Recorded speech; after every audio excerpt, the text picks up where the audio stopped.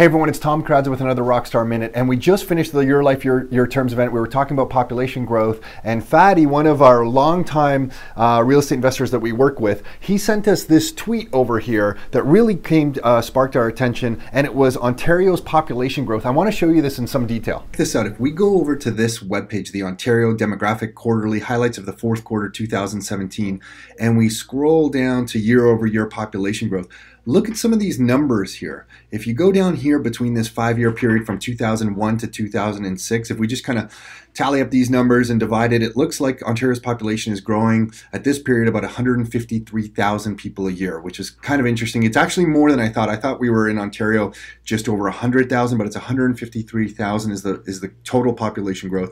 During this next kind of stage here, if I did the math right, it's about 120,000 per year from 2006 to 2011. And then for these 1-year increments that they're showing over here, this 1-year increment looks like it's about 124,000 people a year. Then it's about 110,000 people a year. And then this is where things get interesting. Now it starts to change. Now it's about 186,000 people a year. And then from 2016 to 2017, it's 217,000 a year. And check this out. If you go over to the year-over-year growth section of this page here, the government's reporting that over the last 12 months, Ontario's population grew by 233,000 people, higher than the growth of 216 during the previous year. So I think they're doing their fiscal year probably, which I believe ends in March, and it's not a calendar year. But regardless, they're reporting that the provincial government is saying that the population growth of Ontario grew by 233,000 people over the last 12 months. That's just an incredible number, and it's obviously putting demand on just all our social systems, but also our housing demand. And take a look at this. So they talk about interprovincial migration, which is interesting, but look at immigration. They're reporting here that Ontario received 47.9% of all immigrants to Canada in that quarter. If that holds true and Canada is getting Ontario is getting that many of the immigrants that come to Canada, that's news to us. That is a really high percentage, and who knows if that's going to trend going forward or what that trend will look like going forward, but it's interesting to know about. And if we flip over to this webpage, so the Government of Canada, so federal government webpage now, look what I've highlighted right here. In November of 2017, Canada updated its immigration plan to Parliament. And in this little update on this webpage, it says Canada will welcome 310,000 new permanent residents in 2018, 330 in 2019, 340 by 2020. The reason this is big news to us is we've always been working off the number of 250,000 people a year. It wasn't that long ago where that was our number in Canada. And then it crept up to 260,000, and then it was like 300,000. Now, as of November of this last year, we have a plan in place in Canada to go up to 340,000 a year.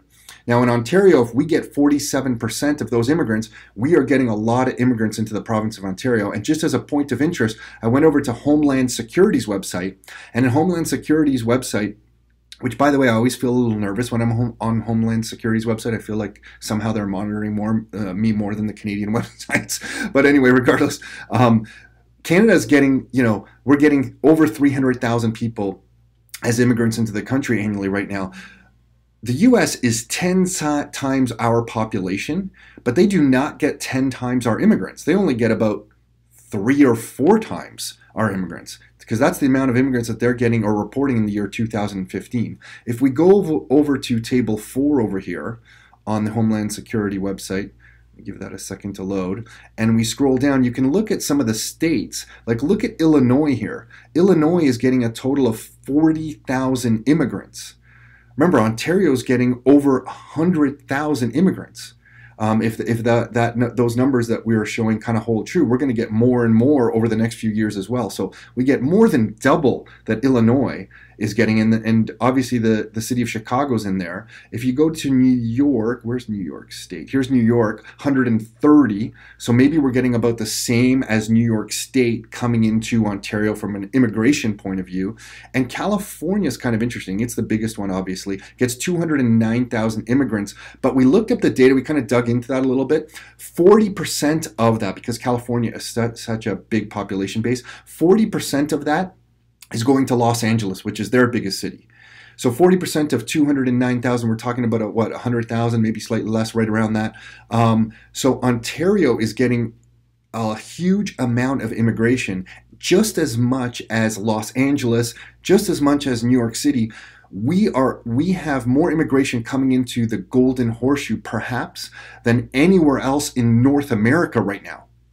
Hey, so what makes this stuff so interesting to us is that our belief is that with real estate, and especially investment real estate, you have to be short-term paranoid and long-term optimistic. And what we mean by that is there can be a change in the credit markets and the access to credit, which obviously drives the housing market, or there could be a change to interest rates. And we have to survive those periods of time. We have to be real. There can be a real estate correction at any moment. But when you look at the green belt surrounding the Golden Horseshoe, really kind of limiting where people can build real estate and build supply of real estate, and then you look at the long-term trends of population growth coming into the Golden Horseshoe, not only as opposed to the rest of Canada, but across North America, it looks like we're getting just massive population growth right in this center, this metropolitan center. The long-term view is really optimistic as a real estate investor to be buying and owning properties in this area. So short-term paranoid, long-term optimistic is how we look at the real estate market. Hopefully that gives you something to think about. Until next time, your life, your terms.